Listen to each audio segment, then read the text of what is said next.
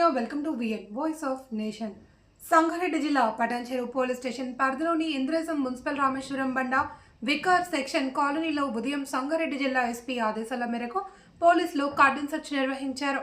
ఈ సందర్భంగా డీఎస్పీ ప్రభాకర్ మాట్లాడుతూ రామేశ్వరం బండ వికార్ సెక్షన్ కాలనీలో సేఫెస్ట్ కాలనీగా తీర్చిదిద్దాలి అనే ఉద్దేశంతో కమ్యూనిటీ కాంట్రాక్ట్ ప్రోగ్రామ్ని నిర్వహించామన్నారు.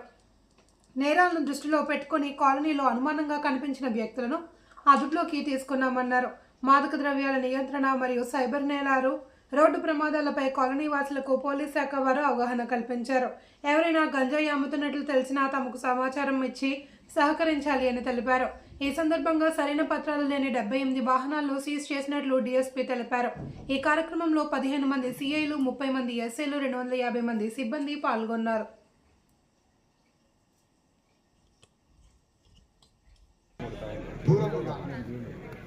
గాంజా వాడటం కానీ, కొకైన్ వాడటం కానీ,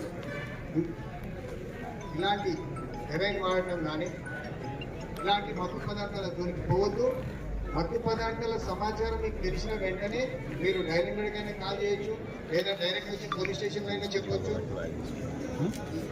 లేదా మీకు తెలిసిన పెద్ద మనిషికి ఎవరితో చెప్పి మాకు ఇన్ఫర్మేషన్ వచ్చి దాన్ని నిషేధ పదార్థాలను సేవించనని, కలిగి ఉండనని, వాటికి దూరంగా ఉంటానని నాతో పాటు మా కుటుంబ సభ్యులు మరియు మా సమాజంలోని ప్రతి ఒక్కరు కూడా మత్తు పదార్థాలకు అలవాటు పడకుండా మన తెలంగాణ రాష్ట్రాన్ని మరియు మన భారతదేశాన్ని పదార్థాల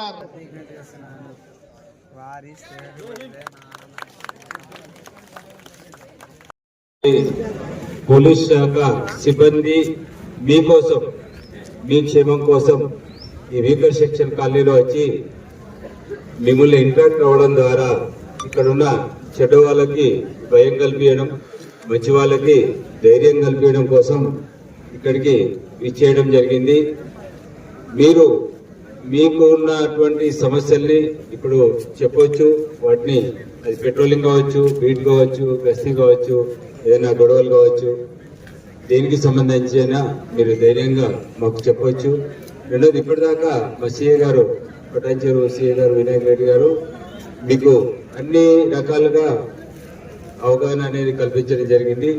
దాంట్లో ముఖ్యంగా ఏంటంటే మీరు చాలా మంది బండ్ల మీద ప్రయాణం చేయడం జరుగుతుంది. హెల్మెట్ పెట్టుకోకుండా ప్రయాణించడం ద్వారా బాడీ మొత్తం మీద ఎక్కడైనా కాలు విరిగినా, చేతి విరిగినా బతికే అవకాశం ఉంటుంది, కానీ తలకి దెబ్బ తగిలితే చిన్న బ్లడ్ క్లాట్ ఉన్నా చనిపోతారు. కాబట్టి హెల్మెట్ కి అంత ముఖ్యమైనటువంటి ప్రాధాన్యత ఉంది. కాబట్టి అందరూ దయచేసి వెహికల్స్ కొంటున్నప్పుడు ఖచ్చితంగా హెల్మెట్ కూడా కొనుక్కోవాలా. ఇద్దరు ఉంటే ఇద్దరు హెల్మెట్ పెట్టుకోవాలా.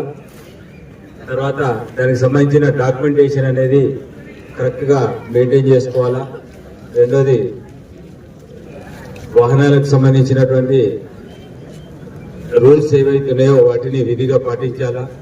తర్వాత రెండోదేమో, ఈ వాట్సాప్ లో ఏదైనా లింకులు పంపించి చేస్తే దాన్ని క్లిక్ చేసి ఎవరైనా కాల్ చేయగానే వాళ్ళకి ఓటీపీ నెంబర్ చెప్పడం, మన అకౌంట్ లో ఉన్నటువంటి డబ్బులు పోగొట్టుకోకుండా చూసుకోవడం అనేది చేసుకోవాలా. తర్వాత మా ఉద్దేశం ఏంటంటే, మీ దగ్గరికి మేము రావడం ద్వారా ఒకటి మీతో ఇంటరాక్షన్ అవుతుంది, ఎవరున్నారో తెలుస్తుంది. రెండోది, మీకు కూడా మీ సమస్యల్ని చెప్పుకునే అటువంటి అవకాశం ఉంటుందనే జిల్లా ముఖ్య అధికారి గారైన మన ఎస్పీ గారు